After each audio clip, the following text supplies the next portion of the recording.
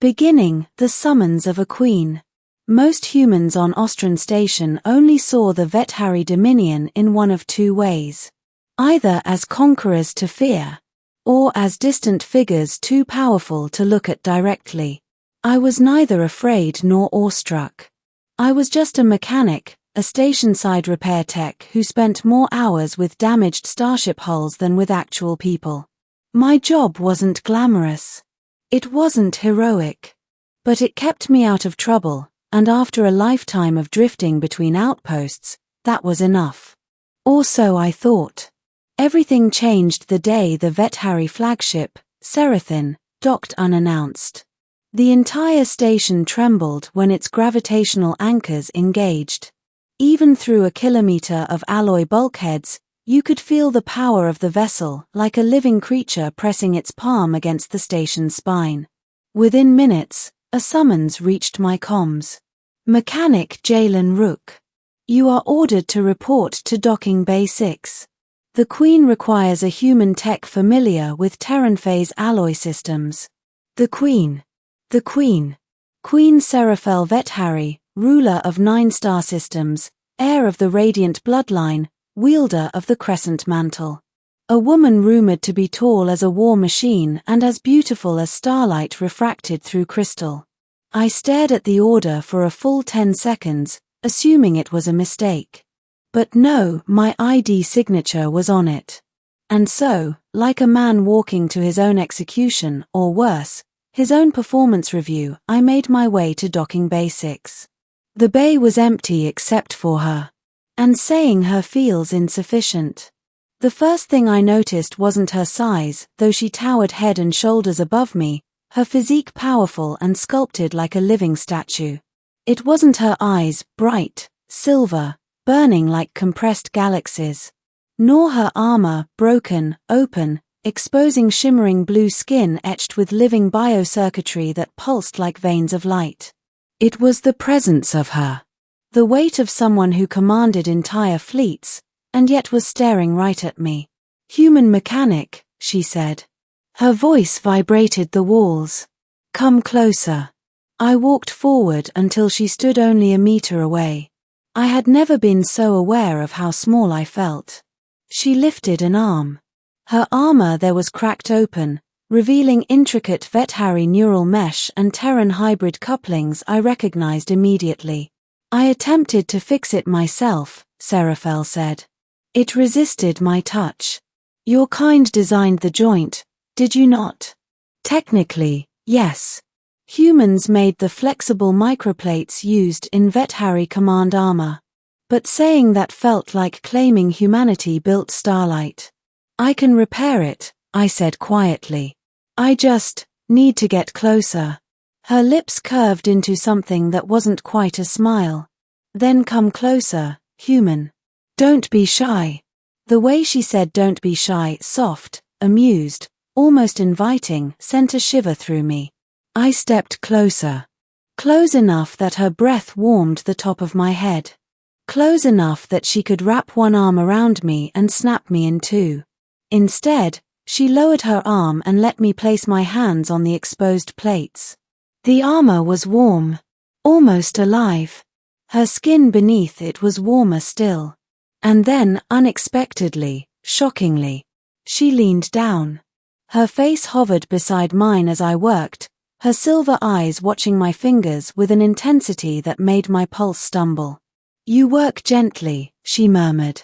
Most humans tremble when standing before me. I swallowed. Should I tremble? Some say so. But I find trembling dull. She tilted her head, her voice lowering. I prefer boldness. My hands paused. What was happening?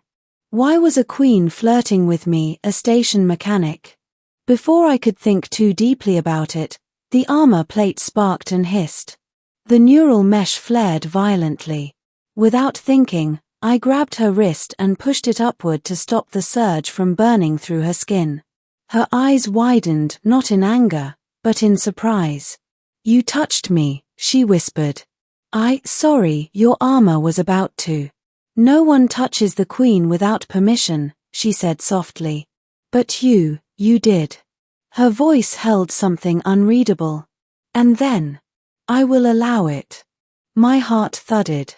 She stepped closer, so close that my chest brushed the edge of her armor. Her massive silhouette enveloped me like a wall of light and heat. Continue, Jalen, she said. And do not hold back. Middle the truth in the wound. I worked on the armor for over 30 minutes. 30 minutes in which the Queen never stepped away.